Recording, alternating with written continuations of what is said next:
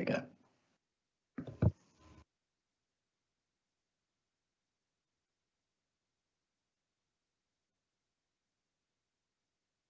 Right. Does that everybody automatically get put in now then, Andrew, the additional people? Yes, they will do. Some might be dialing in externally, so they'll just be listening in, and that's those who we can see there. So any member of the public listening in, observing. Yeah. Lovely. Thanks ever so much, Andrew. Good afternoon, everybody, and welcome to our Community Safety Partnership meeting, which we have open to the public. And obviously this is a slightly unusual partnership meeting that we've got this year due to the COVID-19 situation. So certainly a first for the partnership in terms of having this meeting over Teams live. Just a couple of housekeeping things before I start. If you can keep your cameras off, that would be really useful, unless you're actually speaking. Obviously, we do have a number of people who are presenting today. If you can keep your microphones muted, that would also be really helpful. If you are invited to talk when we get to questions, or if you are a presenter, if you can just introduce yourself today and the organisation that you're coming from. The chat feature in Teams is you don't have the hand up version with this version of Teams. So when we do come to questions, we have but if you do have a question, you will need to use that chat feature to type that you wish to speak, and then I will come to you so that you can ask your question. Okay, so the agenda today, hopefully you will have seen it if you'd already signed up to the meeting. So I'm going to do a little bit of a brief introduction about who I am and what the partnership does. We have Andrew, who's going to cover the activities and the priorities of the CSP. We've got Beck Swan, who is going to present to us about the Violent Reduction Unit work and the youth organisation Network Ride and their CSP funded interventions. We've got Tracy Webb from the Fire Service, who will cover the Road Safety Forum. We've got Ruth Hales, who's going to cover reducing reoffending and an update from the youth offending team. And then we will come to questions from the public at the very end. Depending on time, we will possibly have a very quick comfort break in the middle, but we will see how we're doing on time. So just to start off with me, my name is Amanda Gregory, and I am the Strategic Manager for Regulatory and Community Safety Service at the Isle of Wight Council. And for the purpose of the Community Safety Partnership, I chair the partnership. Now, the partnership is a group of organisations working together to reduce crime and disorder on the Isle of Wight. It's a statutory partnership that we have to have in place, and there is an obligation on the local authority and the police to work together to implement a strategy to tackle crime and disorder in our area. Now, the Community Safety Partnership has to do a strategic assessment. It also has to publish priorities for that partnership, and then develop a plan to actually deliver it effectively. Now, I've mentioned that the partnership consists of a number of organisations. There are a number of statutory partners who have to sit on it. And we do also invite other partners to join us when we've got specific issues that are arising that we could do with some additional input. So just to go through some of our statutory partners, obviously it is the Isle of Wight Council who sit on there, and Hampshire Constabulary, and we have Sarah Jackson here today, who is the District Commander. We have the Isle of Wight Fire and Rescue, we've got the National Probation Trust, the Hampshire and Isle of Wight Community Rehabilitation Company, the Clinical Commissioning Group, and then the final statutory member is the Cabinet Member for Community Safety and Digital, which is Gary Peace. As I said, we also invite other partners in depending on our activity, housing, inclusion. We also have the housing associations join us, and they are really valuable members who feed into our strategy. I know Andrew is going to cover these, but the partnership priorities for 2020 to 2022 are violent crime, reducing reoffending, which is one of our statutory obligations, reducing antisocial behaviour and improving community cohesion, domestic violence and abuse and serious sexual offences, prevent, which is a statutory duty around counter-terrorism activity, and road safety. So that's just a very sort of general overview of what the partnership is. What I'm going to do now is pass to Andrew, who is just going to cover the activities and the priorities of the CSP. Thanks, Andrew.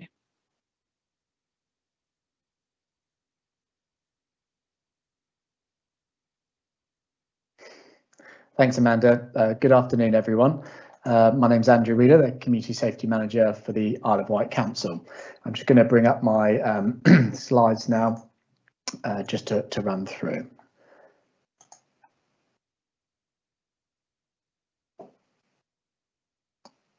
Okay, hopefully, Amanda, can you just give me the nod if you can see my slides there? Yep. Excellent. Yep, that looks good. Brilliant. Okay. So following Amanda's overview, I'm just going to provide a real oversight of the activities that the CSP have undertaken during the last year and priorities going forward for the next year. And then that will lead on to the following three presentations on the agenda, sort of highlighting some of those priorities and discussing some more of the specifics. Just to sort of allow for smooth delivery, if you have any questions, if you could just make note of them and we can ask them during the Q&A section towards the end.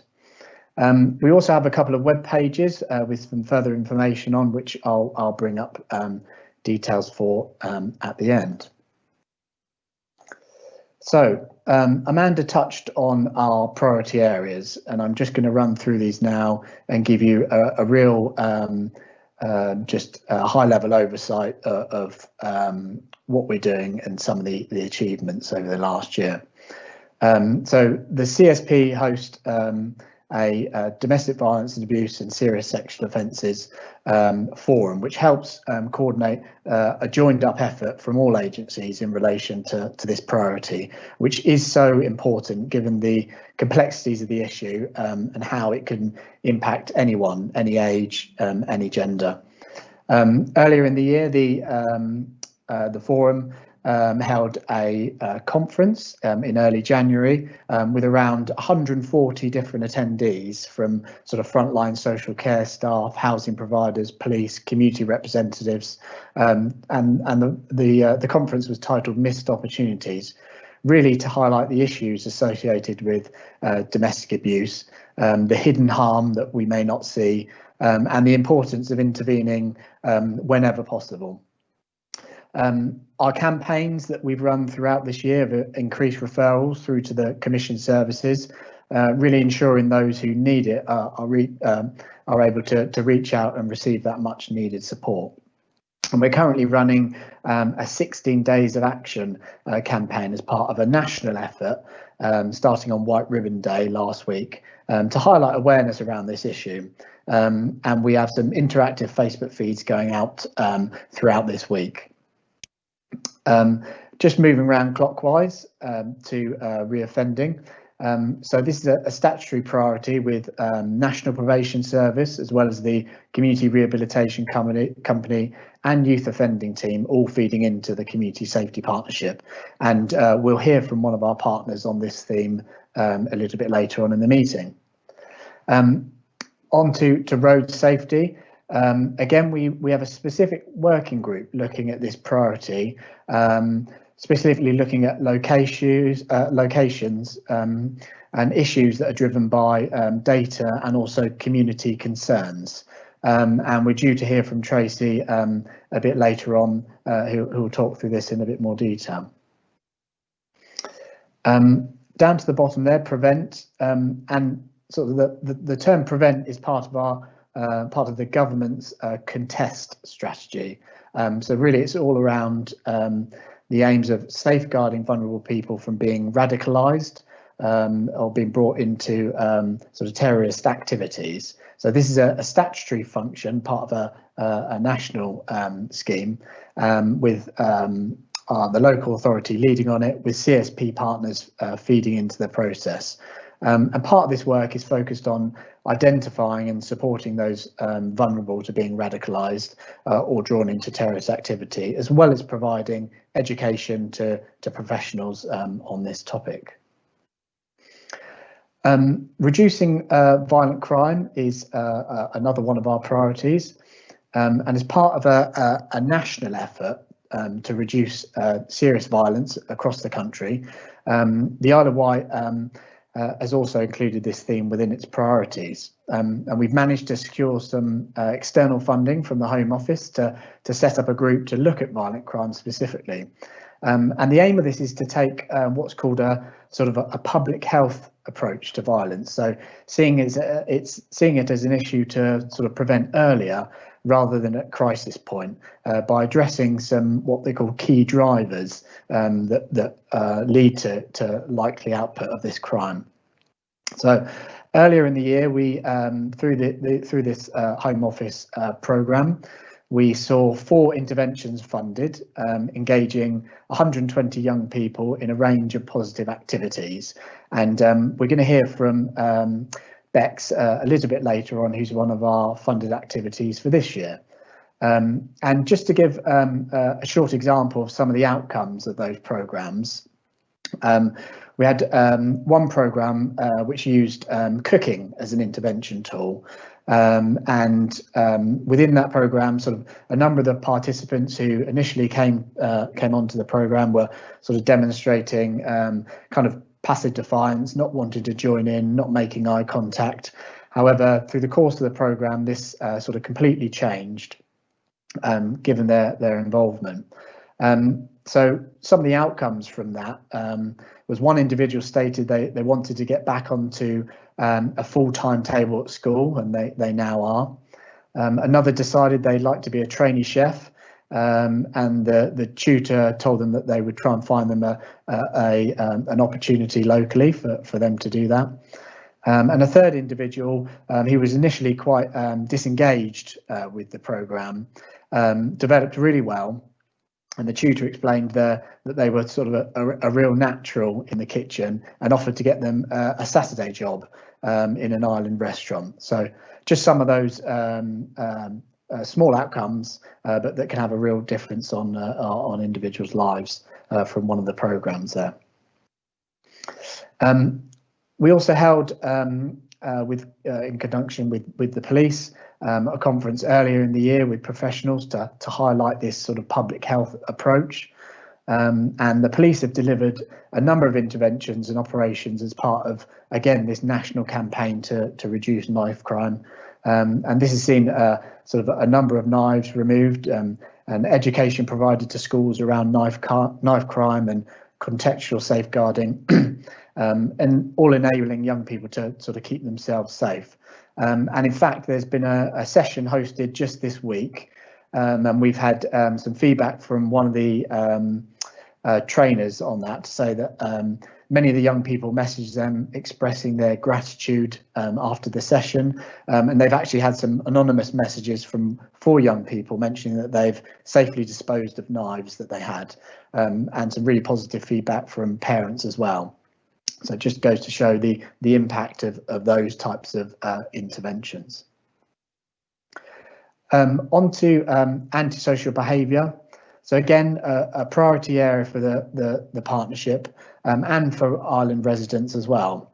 And we have an action group specifically looking at this area of work, drawing in sort of multiple partners to problem solve around issue locations or individuals or groups, using a variety of powers whilst sort of managing that careful balance around support and enforcement.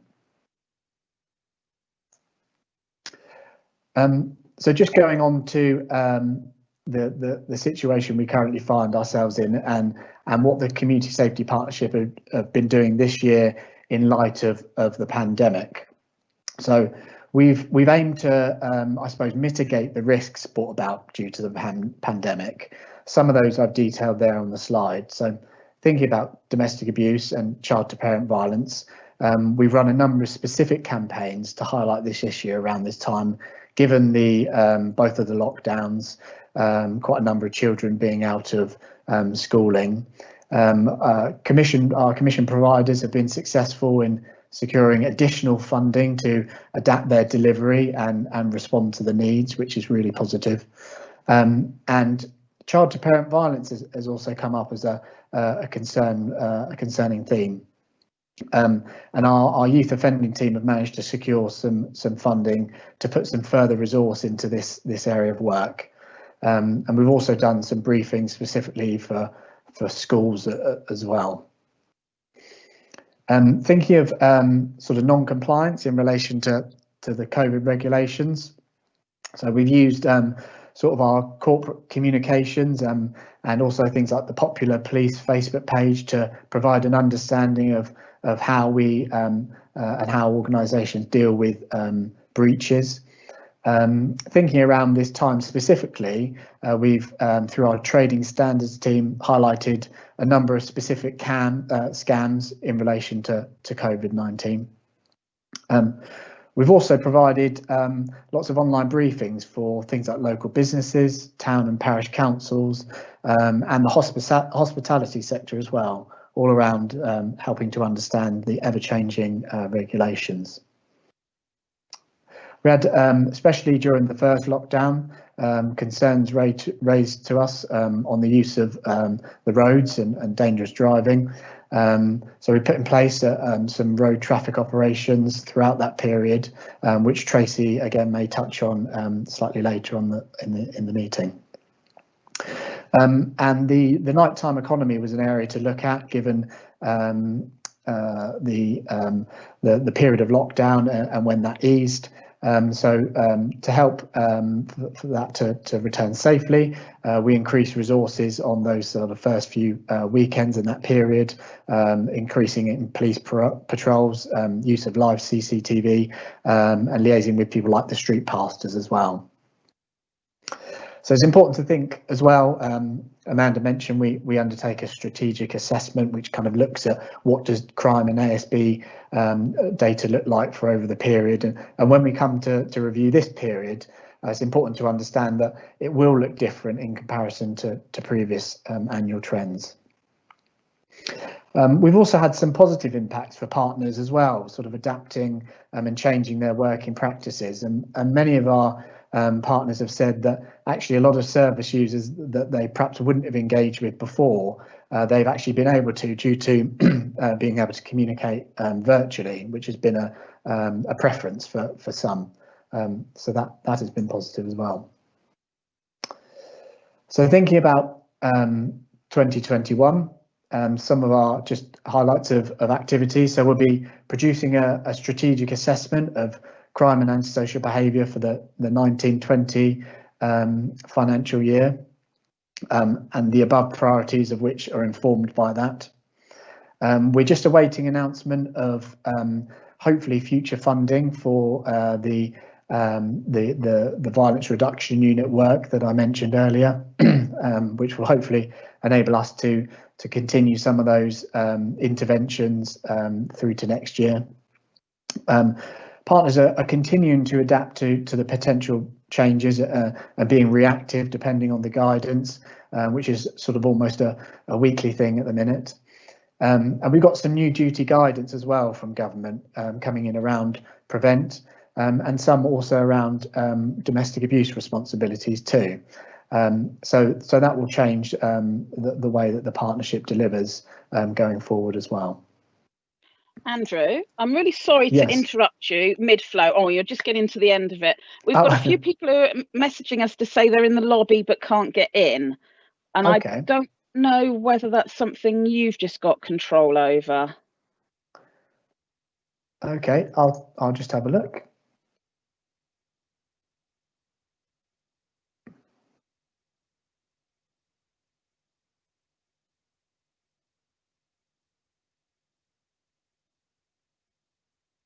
Apologies, I didn't realise you were on the last slide. That's okay, no, not a problem. Well, it's timely for me to say if people want to take those details down, they can. We've got a web page there which details information about the partnership. We have a specific domestic abuse page which details all the island support services and some of our recent campaigns. And there's also our shared mailbox there. So if you wanted to email in any questions, anybody listening in now can email in if they have any questions about what they've seen today. Thank you, Andrew. I can't see anyone in the lobby, so it may be that people have dialed in via the sort of live listen-in observers link. So I'm not quite sure how we would have to tweak that. Everybody should have who signed up prior should have received the invite. So if you could try and sign in via the original invite, Jo will work in the background to see if she can get you in whilst we carry on the meeting. Yes, I'm doing a different way, Andrew. Okay. Okay. Yeah. Thanks, Jo. Thank you, Jo, for picking that up. Thank you, Andrew. As you said there, if we can try and manage any questions at the end, if you can just note those down, that would be really helpful. Oh, that's good. Gary's just emailed me to say he's in now, so hopefully we can see Gary. Excellent. Right, let's going back to the agenda. Thank you so much for that, Andrew. That was a really good overview. Hi, Gary. I'm sorry. No apologies. I was listening. I was just on the public link. That's all. Okay, lovely. Excellent. Thank you, Andrew. Thank you. Okay, right. Let me just look at the agenda. What we will do is we'll come to the questions at the end of the presentations. Okay, so welcome to Beck Swan, who's joined us this afternoon. Thank you so much for joining us and agreeing to present to us today. That's lovely. Over to you. Thank you. Thank you, Amanda. My name's Becky Swan. I'm the youth work manager at Network Ride, and I'm going to do a short presentation around who we are at Network Ride, a little bit of our challenges, what we faced through COVID, how we've dealt with those, and our allotment project, which we have the funding through the VRU. So I'll just get my presentation up for you.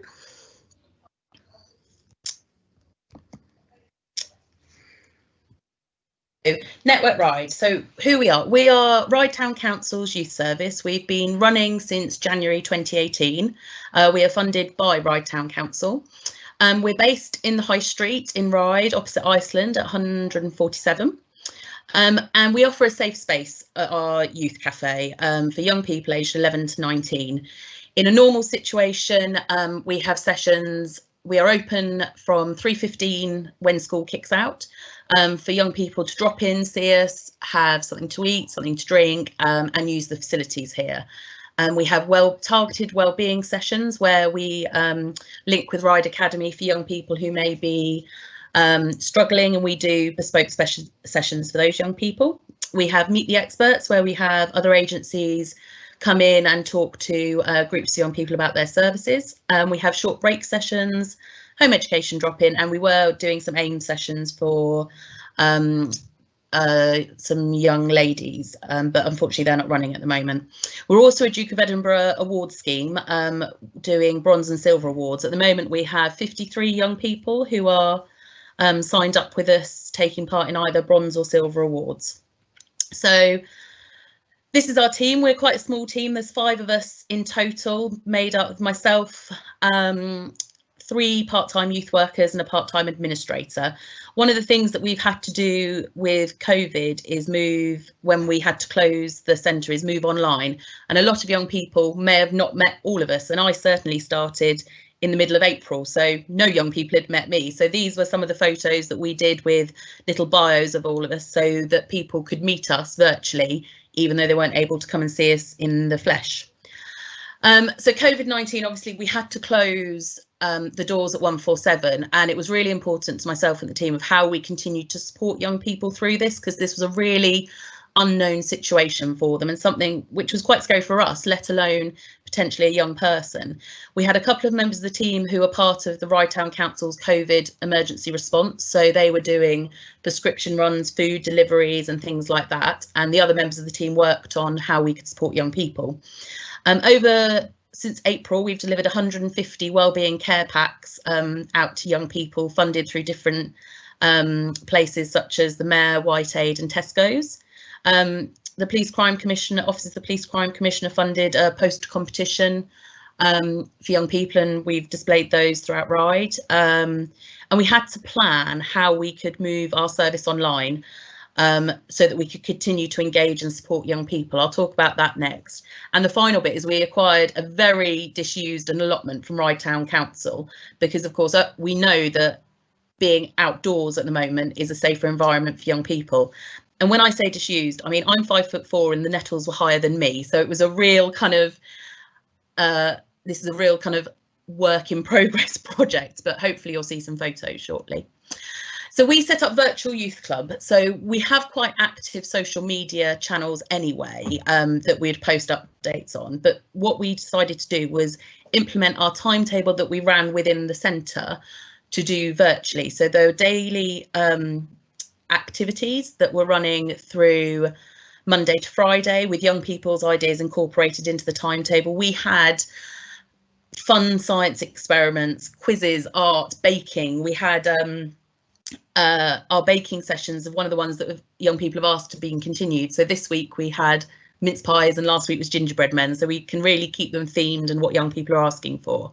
The most successful sessions we had through Virtual Youth Club was the young person takeover on a Friday. So a young person had access to our Instagram account and they talked about a subject they were passionate about and answered questions. So we had a young man talking about mental health in young men. We had someone talk about their volunteering with Cats Protection, a whole range of subjects, but they were always the most interactive sessions. For some of the activities, if the young people didn't have the resources, we would always supply them. And as we've locked down again in November, we reinstated Virtual Youth Club to run again with nearly 1,000 engagements. I've just totted up the figures for the whole of our Virtual Youth Club for a monitoring form, and we engaged with nearly 5,500 young people throughout the activities. Now, some of those will be the same young people, but we think that's a fantastic response and something we're going to keep on running in case we get locked down again. I don't want to say those words. So moving on. Oh, my computer's frozen. Can you guys still hear me? Yeah, I can still hear you. Oh, that's good. Sorry, you just on a slide. Does it say allotment sessions? It does, yeah. Fantastic. So with the allotment session, with the allotment we had some funding from Sovereign Housing, which enabled us to hire a man and a mini digger to clear it. And we had a really good opportunity to do something amazing outdoors with young people. Ride Academy approached us about how we could incorporate it within their timetable for some of their young people. And we got the funding from the Violence Reduction Unit from October through to March. So we run 2 sessions a week, a group with Year 8 young males and a group with Year 9. All these young people have been identified through school as at risk of being involved with the justice system or already involved, or at risk of exclusion and non-engagement due to behaviour, or coming back from COVID, that reintegration, how it was going to work. As well as alongside the allotment, which they're down there every week, we're also linking it with the Year 9 group for them to be able to gain their skills section of the Bronze Duke of Edinburgh, with the idea is that we then support them to complete the other sections to gain their whole bronze award. Or we're also doing a level 2 award for young health champions that we're going to do with the younger ones. And of course, it is a COVID safe as it is all outdoors. We've had 10 sessions so far, and luckily 9 of those have all been outdoors, with the one today being rained off with the young people inside coming to do homemade bird makers. It's been really interesting to see the young people engage with the allotment community. When we took the allotment over, there was a lot of questions from the community down there. Who were we bringing down there? What would be the young people would be like? You know, was this a good idea to spoil their little safe space for them? And actually, it's been really brilliant, because the young people, because their allotments are beautiful, whereas ours is a work in progress. So young people have been going and asking them what grows well, what is on their allotment that we could then go and get. And that's been really good to forge those links between those young people and the allotment community down there, because they definitely had some preconceptions of the young people we'd be coming down with. The idea is that the support with the allotment, they're working alongside our youth workers, that as well as learning some skills and gaining their skills section for D&V, it's actually around boosting their self-esteem, helping support them. If they're coming to us, we can support them going back into school. We had a young person who was on, who was on twilight sessions at school, so wasn't due in till 1-2 o'clock, and was at our allotment at 8:45, raring to go because he didn't want to miss the session. And that is what we're trying to support and nurture and develop, so that it then links back into school. This is some of our pictures. So this is the work in progress. So the funding we've had not only funds the staff, but it's also funded our beautiful shed, some equipment, because actually we had nothing to go with. The bottom picture, as you can see, it's a really large plot, and the young people are working really hard on getting this ground ready. And it's been really hard work for them, so it's been really good. But being allowed to use tools safely and everything else has given them a real sense of responsibility with it. The top right hand picture, they're building, the first week they were quite enjoying cutting some worms in half, and then Joe, who's one of our youth workers, then got some stuff to build wormeries with them. So actually they were then not killing them, they were then being able to do something with them. So it's been really interesting. So the young people, the sessions will continue term time all the way through to the end of March, and hopefully we'll be able to find the funding to then continue them, so that the young people can see the whole life cycle of what they've done and what they've achieved within the allotment. I think that's the end. Thank you. Thank you so much, Bex. That was really, really interesting and just shows what valuable work it is. And I really love that it's had that whole community engagement. It's really helped with all of that, not just about the young people, but about that community cohesion and, you know, breaking down the barriers and everything. And that's really important as well. And this is the really good work that we want to see the funding going to. And certainly, I mean, for everyone else on the call, we've obviously had the additional Violent Crime Reduction Unit money. There's also other grant funding rounds done by the Police and Crime Commissioner that similar groups to yourself can apply to. We've just had a funding round, but there'll be another grants round probably later on in the year, which is a smaller one. But thank you so much for presenting that today. Are you able to stay on for the rest of the meeting and answer any questions? 5:30 I've got to go, but yes, I'll be here until then. Okay, that's lovely. Thank you ever so much. Thank you. If I can move down the agenda and invite Tracy now to come and present to us. Thanks, Tracy.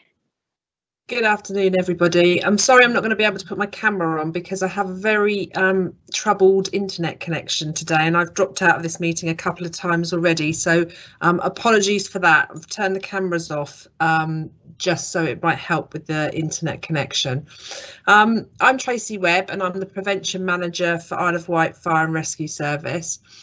And I'm involved with leading the Road Safety Forum, which is a group of it's a multi-agency team, and our aim is to coordinate a joined up approach to road safety with the aim of reducing killed and seriously injured across the island in a way of addressing engineering approaches, enforcement approaches, and as well as education. So the Road Safety Forum is a multi-agency team made up of the prevention team in fire, some representation from the hospital, the NHS, ambulance and the emergency department, from Island Roads, from the Roads Policing Unit, from Rights of Way within the council and community safety within the council, and also Councillor Ward joins us very regularly to attend the meetings. Now the meetings are held on a 2-monthly basis, where we get together and we look at a number of different things. So probably a significant amount of the time is looking through issues and concerns that have been raised by the general public. So people have emailed in to either the police or to the council or to the fire service to raise concerns over elements of road safety. So that could be speeding, it could be a junction, it could be anything that raises a concern across the island. And what we do with those, we talk them through as a multi-agency approach, and we look at the collision data, injury data that we have on those sites, and come up with a plan, if we can, to address the member of public's concerns. Now, sometimes that may be that we can't actually do anything. Sometimes it may be that we'll put some education together, or it could be that we request additional signage. It could be that we look at getting the hedges cut back. There's various different approaches we take to look at trying to address the concerns. We also look at the data and see if there's any trends in the incidents that have happened. So we look at the location, who's involved, who they are, their age, the circumstances that they're driving, what vehicles they're driving. And we also arrange site visits to incident locations, so we can try and have a picture about why these incidents are happening. And that very much is a multi-agency approach too. So Island Roads will attend, the police will attend, we'll go along, and we'll have a many hats on meeting about what we think happened and whether there was anything we can do to prevent similar incidents happen again. So between the road safety members, we also organise and support education within schools. So we organise an initiative that's called Head On, and that's about raising the profile on being a responsible driver and also a responsible passenger in a vehicle. So that goes out to the year 10s across the whole island, and that's offered to all the schools that have students of that age within them. And we also deliver a schools education programme. Now, unfortunately, those things have been put on pause due to COVID restrictions. However, post-Christmas holidays, we hope to be back out there and going to see schools and organising these events again. What we have managed to do through lockdown is to come up with some social media campaigns. We're working with the Roads Policing Unit in the run up to Christmas in their Operation Holly. So there is work being done, but unfortunately at the moment the schools visit have to stop. So from the public's point of view and their interest in the Road Safety Forum, I would encourage everybody to use that forum to be able to present and to submit their concerns about road safety into this forum, because so we can have a multi-agency approach to it. As I said, sometimes there is this stuff, we can't do anything about it. However, you've got all the right people around the table that can have a look at it at that time and make a decision. So it's very much a forum where we are presented with stuff and we try and come up with solutions. As a group, we are very committed to road safety. The community safety within the council attend regularly, and we have a strong working relationship. So from being involved in delivering the education, the enforcement and the engineering, that's the door that you need to go through to be able to for it to be heard. I think that's about it. I'm sorry I haven't got a beautiful presentation like Bex had. I'm very envious of her presentation. It was very, very good, very cool. But I'm happy to take questions at the end of the meeting when you're opening for questions. Thank you, Tracy. That's a really interesting overview, and I think if anybody wants to look at some figures around that, that is contained in the current strategic assessment, which is online, which people can view on our web pages. Thank you very much for that overview.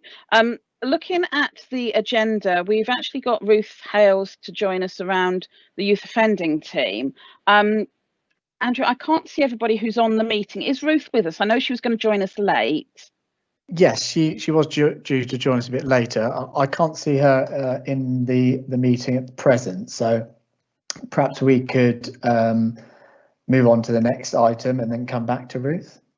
Okay, yeah, which actually is around some questions from the public. Now I know, so I think probably I will open it to those who are able to ask questions. So those who were able to tell us that they were joining the meeting prior to today should be able to post any comments or questions in the little text box. Unfortunately, members of the public aren't able to do that who are just joining in. Oh, Ruth is there. Hello, Ruth. Yes, I'm here now. Okay, right. Skip what I've just said. Thank you so much for joining us. Time. Have you just literally joined us now? Yeah. Am I on time? You are. We seem to be whizzing through our agenda today, and you have missed some very interesting presentations so far, but we are up to you now on the agenda. So if you are ready to go straight ahead with your presentation, that would be great. If you can just introduce yourself to everybody, that would be great. Share the screen so that you can see the slides. Yes. If you could, please, Ruth, and then I will click on the link to then send it live so everyone can see it as well. Okay. Right. There we are. Can you see that? Yep, and I'll just put that up now.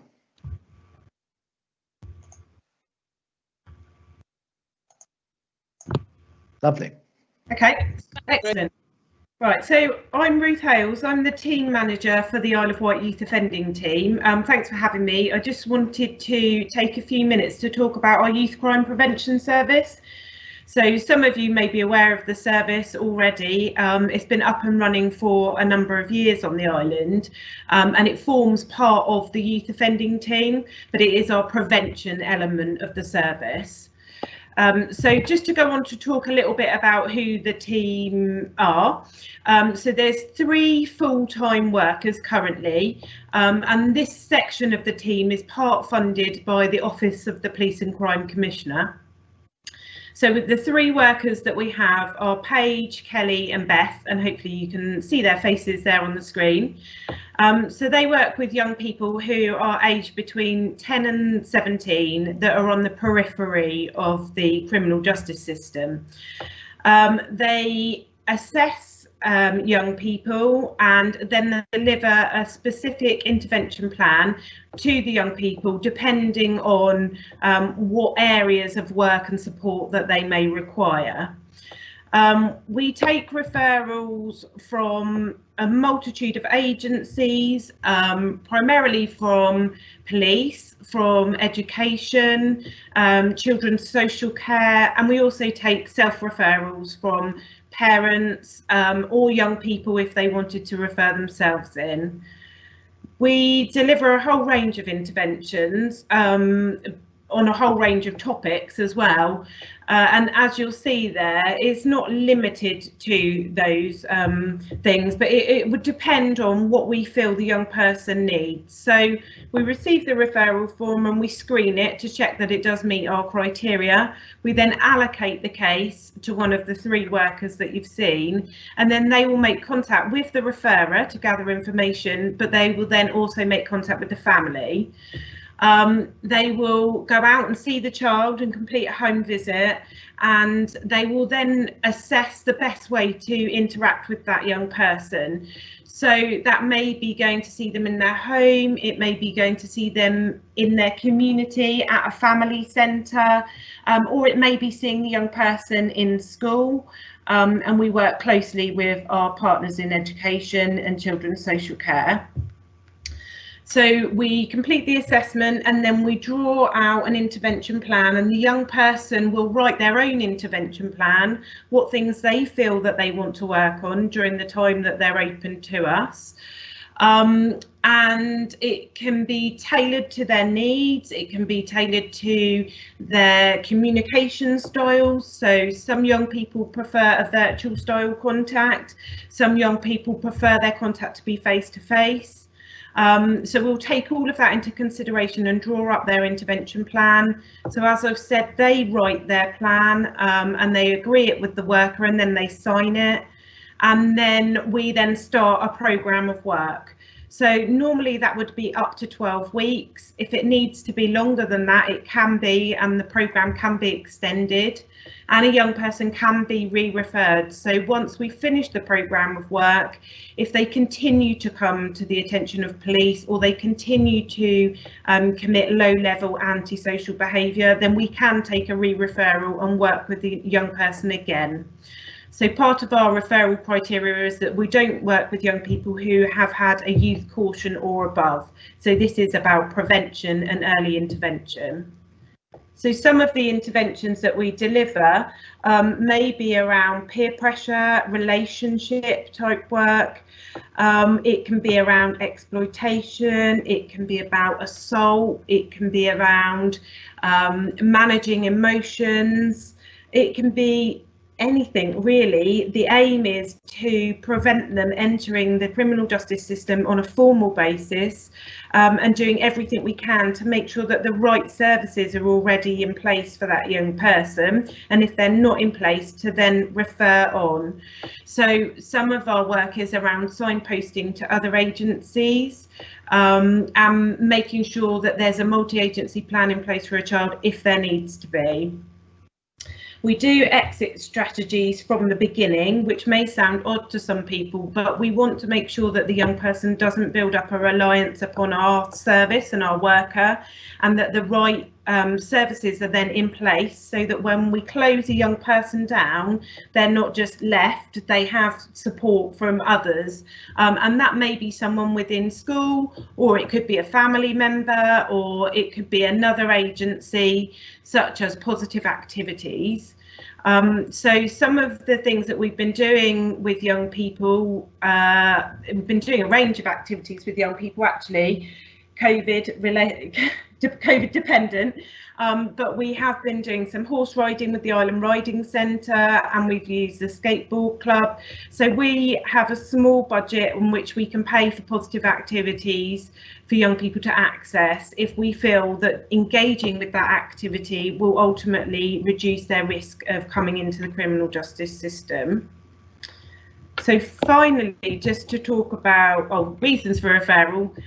So I think I've touched on this a little bit, but reasons for referral would be engaging with antisocial behaviour, coming to the attention of the police, or having a parent or a sibling that's been convicted of offending, struggling to engage in education, training or employment, or exhibiting challenging behaviour, and that could be in the school or home or wherever it may be. And sometimes that does include adolescent to parent violence, which you may have touched on earlier in a different presentation. Just to say that during COVID, we have still accepted new referrals. We're still working with young people. We have had to change the way that we work with young people for some of our for some of the children that are assessed as being a lower level risk. We've done some virtual contacts, but we've also, those that are assessed as having a higher level of risk, we have continued to see them. We've done visits in the garden, and we've been out to see them in community centres. So our contact details are on there. There's a phone number and an email address. We have posters, we have leaflets, and we have referral forms that I'm happy to send on or circulate to agencies that don't already know about us. Hopefully most will. And I'm happy to take any questions if there are any. Lovely, thank you, Ruth, for that great overview. We are now going to questions. So we had saved any questions until the end. So thanks, Ruth. If you can hang around and see if we have some questions come in. So as I was saying before Ruth started, we now are opening up to questions. So there is the opportunity for people who were able to have the link to ask the questions. They can put them in the chat box. Unfortunately, the public who've just dialed in to listen, if you do have any questions or queries, you can email us in. Obviously, well, that will be answered after the meeting, but we can put that email address back up so that you can note that down as well.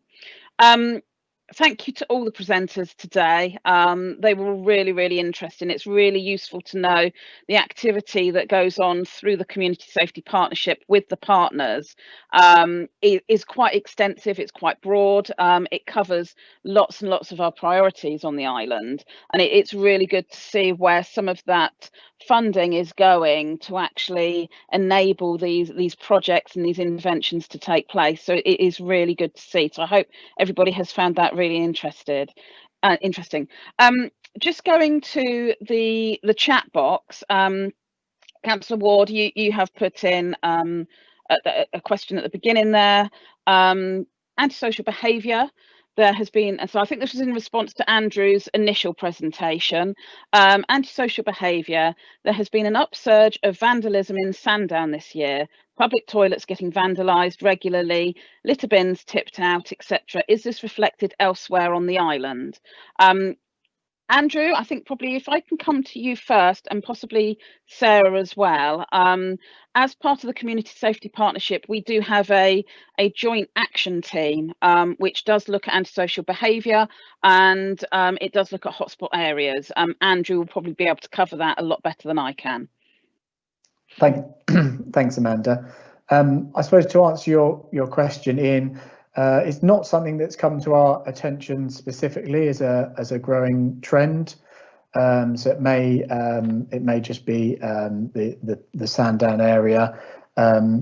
Again, it's something we're happy to have a look at if it's repeat vandalism, and maybe if you're seeing the same sort of if it is vandalism in the form of things like graffiti, if it's the same tags coming up.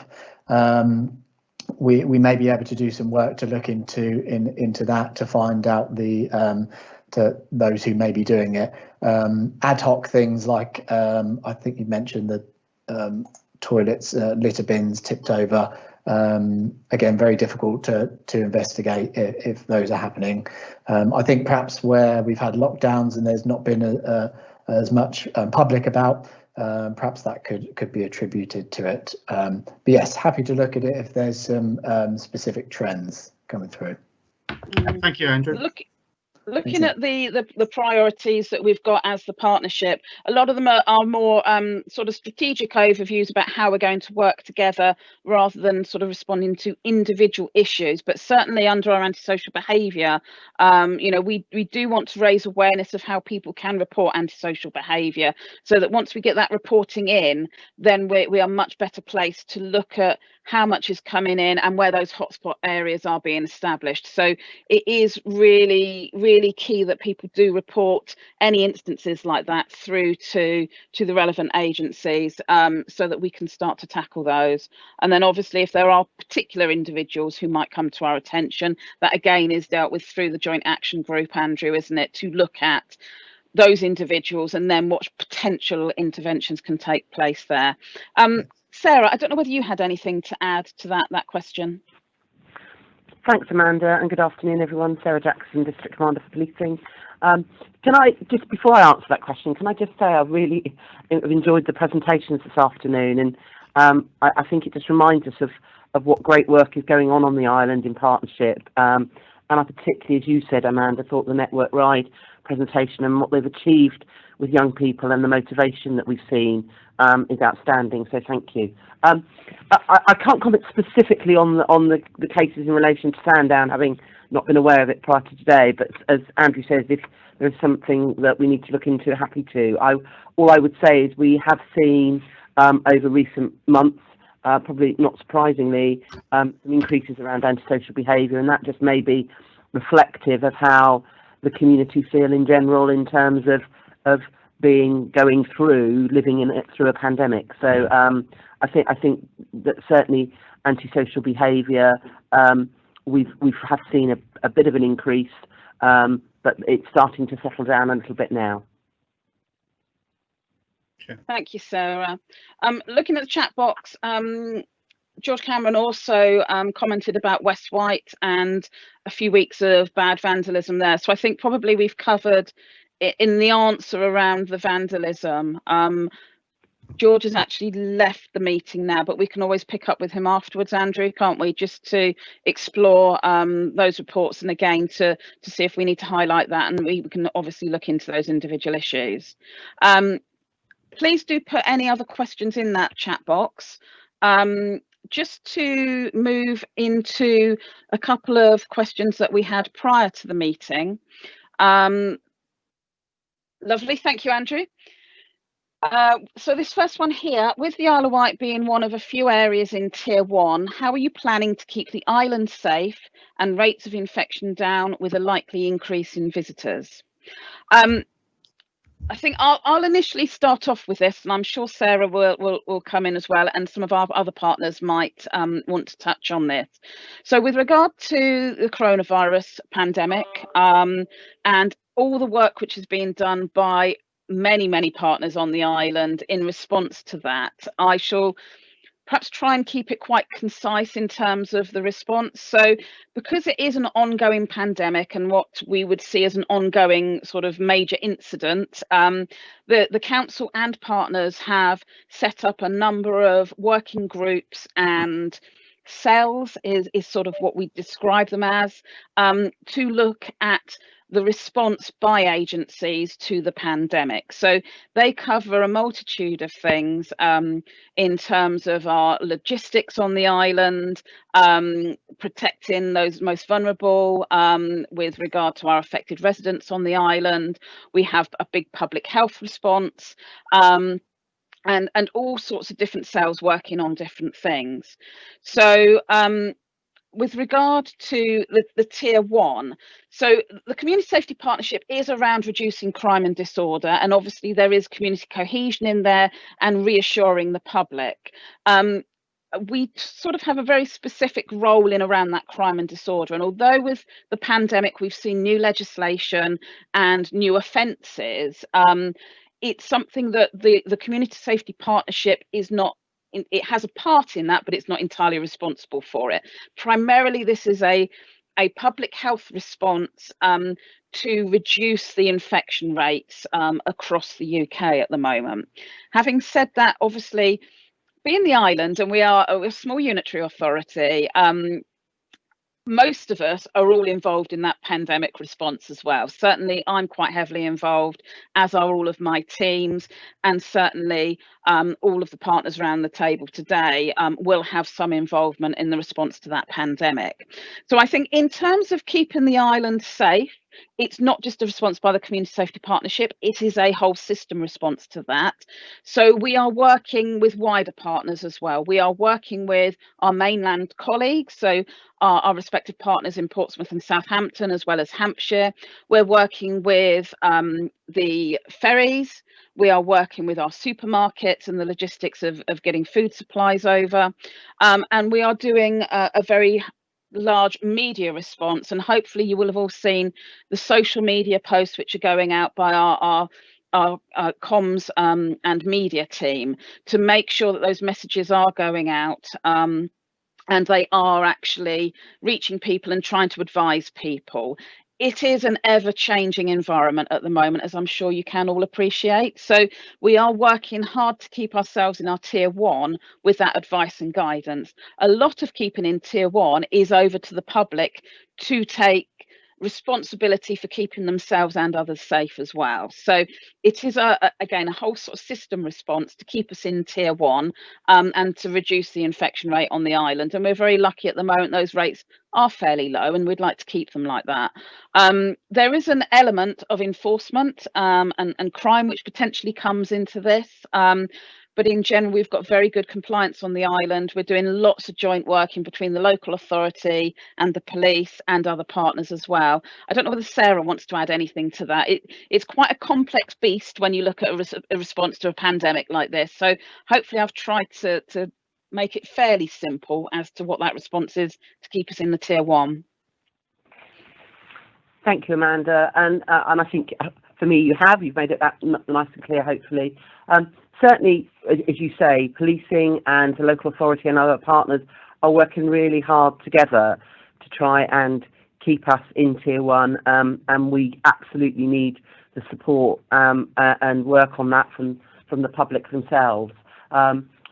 In terms of policing, we have a very clear patrol plan where we'll be out responding to reports of breaches, but equally we are working with partners to identify where there might be some hotspots where we need to tackle them. But we will adopt our 4 E's approach, which is to engage, explain to people what the restrictions are, encourage them to comply with them, but being quite frank, where people are failing to do so, we will need to use enforcement, and we will do so and have done so.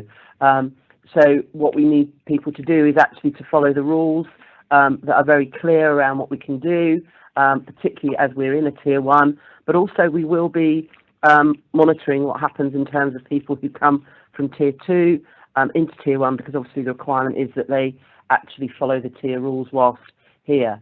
So we're working really hard. Obviously this week it's only just happened in terms of the tiering, and one of the connections we've set up is with the ferry company, so we can get an early indication around what the travel looks like and adapt our plans accordingly. We've got a good plan around this weekend in terms of additional patrols and also additional work with the licensing teams. So I'm really confident that we've got a good plan in place. Obviously we will see what the demand is as this weekend continues, and we'll continue to review it and adjust our plans accordingly, because obviously what we want to do is keep the island as safe as we can and those infection rates down as low as we can. Thank you, Sarah. Yeah, and just to perhaps add in an additional bit, Sarah's obviously mentioned about the resourcing for this weekend. We do have a number of officers calling on for that resource. So Sarah's mentioned the police and licensing. We also have our regulatory teams like environmental health, trading standards. The council also has some COVID support officers, and these are new officers who are there to provide assurance and guidance and that reassurance to the public out there as well. So you might see them out and about this weekend if you are going into our town centres or even to the ports. Moving on to the second question we've got there. What is being done to prevent young people from causing antisocial issues, crime and gathering in large groups during lockdown? Amanda, sorry, just before we move on to that question, I think Gary's asked us to come in on the prior question. Apologies, Gary. Yes, I have just seen your comment now. I'm carried away. Do come in. Sorry, Amanda. No, it's all right. You've just answered the you've just mentioned what I was going to say, which is to look at our COVID support officers that we've now got up and running. Those numbers will be going up as we move forwards, and we're actually looking at putting them at the ferry ports as well, so that they can act as our eyes and ears as well, to hand out leaflets and to remind people that come over to the island as to how they should behave. So I think that's going to be a really useful resource, and it will certainly bolster Sarah's team and all the rest of the regulatory team as well. Thank you. Thanks, Gary. Yes, so moving on to the question 2, which was around the prevention of young people from causing antisocial issues, crime and gathering in large groups during lockdown. I mean, again, to probably move on from the previous point about all of the work being done by many partners. Now, those partners do include people that we've heard from today, actually. There's still interventions going on, and people and those intervention providers have had to be very creative about how that can be delivered during the periods of lockdown and restrictions that we've got at the moment. Schools and education are very involved in the process as well. And I don't know, Andrew, whether you want to come in with anything about that, and then Sarah. Yes, sure. I'll just put myself on live. Yeah, I think hopefully we've covered it in the presentations quite well. Much of our work really is aiming to be done at an earlier level to prevent the need to have to actually tackle that antisocial behaviour. So much of the work through the VRU is done at a primary and secondary level, where you're intervening with those perhaps on the periphery, or those displaying risk factors, which may mean they may be involved in antisocial behaviour at some point, rather than tackling it at the tertiary level, where it's at crisis point, for example, and the need for enforcement. So our focus is very much there. However, if it does get to that level, we do have a multi-agency group which work with police and other service providers to tackle that, depending on the case. So yes, it's a kind of a three-tiered approach. I can see Rebecca wanted to come in and add something, if that's okay. One of the things, talking about young people, so we're governed by the National Youth Agency guidance, and pre-COVID we would have the doors open and have maybe up to 30 young people in our centre at a time. With COVID restrictions, we can have 8 because of the space we're in. So we're operating at almost a third of capacity, which usually, we'd have had a lot of young people in and supporting, in the Ryde area, but we're just not able to do that at the moment. And even with changing the way we're working, we know that we're not seeing as many young people as we usually would. So we're having to adapt how we can do, like with the allotment and different projects that we're doing. But it's a really tough position at the moment, and it's really tricky, because I work with young people, so I usually like to I defend them as much as I can, because it's not just groups of young people that are out doing those things. There are adults as well, but it's sometimes that it is that young people are very visible, which for me is where it is. But we are, for us, operating at a third of capacity, we need more space. So because then we could have more young people, but hopefully as COVID as the vaccine comes out and tiers kind of relax and things, actually, like certainly for me, when we're able to open and have more young people, hopefully that will support some of the work that's being done elsewhere around that. Thanks, Bex. That's really useful, and a really good point that it isn't always young people. Definitely. they very often get the blame, but it's not always young people. Sarah, did you have anything to add? I was going to pick up on that very point, Amanda. So thanks to Bex for doing so. That indeed, it isn't. I know the question was about young people, but it would be wrong not to highlight the fact that it isn't always about young people. And Andrew has covered it largely. That obviously what we want to do is divert young people from getting into the criminal justice system. However, where we are unable to do that, we will take a very robust approach. And history tells us that actually the key individuals who perhaps need that more robust approach, once we've dealt with them, those on the periphery, we can then deal with in a much more diversionary way, rather than putting everyone through the criminal justice system. And that's got to be good for all of those involved, and actually good for their futures. Thank you. Thank you, Sarah. Absolutely, some really good points. So we haven't got any further comments in the meeting chat or any further questions there, and those were the only 2 questions that we got prior to today's meeting. So just to summarise, obviously we've had a really good overview this afternoon of what the partnership is about and our current activities and priorities. We've had a bit about the Violent Crime Reduction Unit and some of the work which has been funded. And thank you so much for Bex for presenting that. It was a really interesting presentation. We've heard about another of our priorities, which is the Road Safety Forum. Thank you, Tracy, for doing that presentation for us today. That was a really useful overview of what the Road Safety Forum is all about and what they're trying to achieve. And thank you to Ruth as well for talking to us about the youth offending team and the crime prevention service that they've been running there. And I think it is really useful to see how everybody has had to adapt with COVID-19 and the way that those services and interventions are delivered. And it is really, really good to see that actually, although we are responding to what is quite a major part of our life at the moment, is that this work is continuing and we are still managing to deliver on some of our priorities around reducing crime and disorder on the Isle of Wight.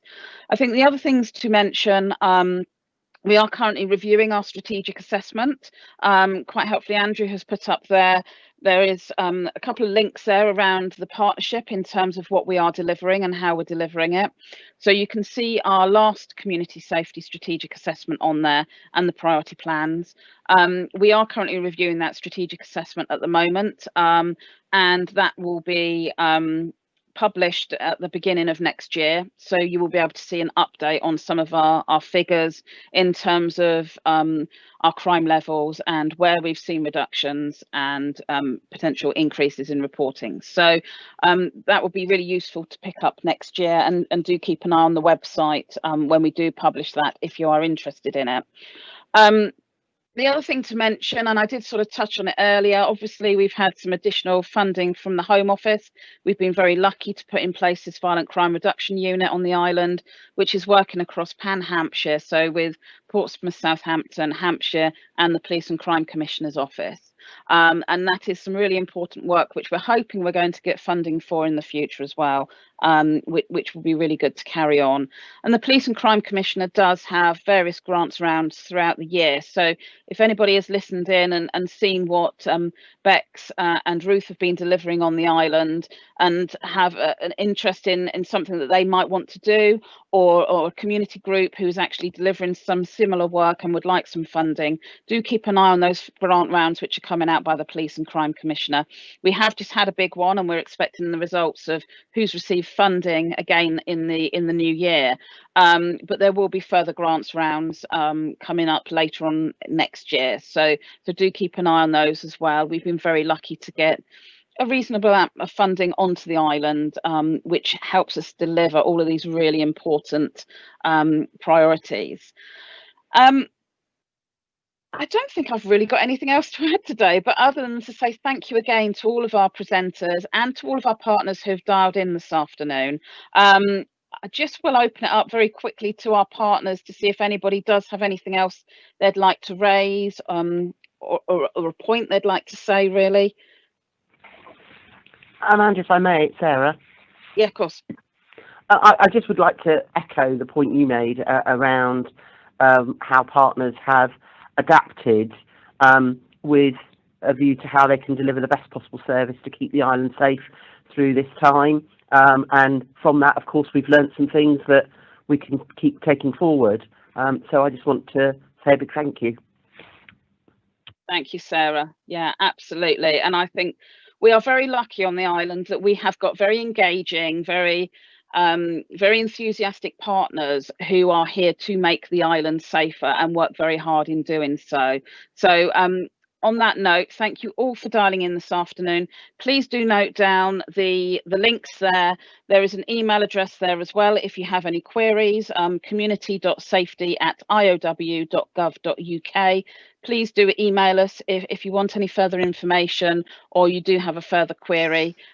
We obviously will be doing a further meeting in public next year. May not be online, hopefully it might be in person, but obviously that is something that we will be putting in place next year. Gary, did you want to say anything? Sorry, you've just popped up, so. No, well, actually, I just wanted to echo what Sarah said earlier, actually, just how it's really great to see just how all of the different agencies and the partners in this are really working together and have been working for many months now to make sure that we all stay safe. I think it's something to be applauded. And for me, as a cabinet member and as a member of the elected body, I think it's a really nice thing to see just how much work is going on. So thank you all. Thank you very much. And to that note, we will now close the meeting. Thank you very much for dialing in today. Thank you, Amanda. Thank you. Thank you, Amanda. What I'll do is I'll leave the email and web address up for a few minutes. I'll keep the meeting live as people exit, but at least they can take down the necessary details if need be. Lovely. Thank you. Thank you, Andrew. Thank you, Amanda. Goodbye. Thank you.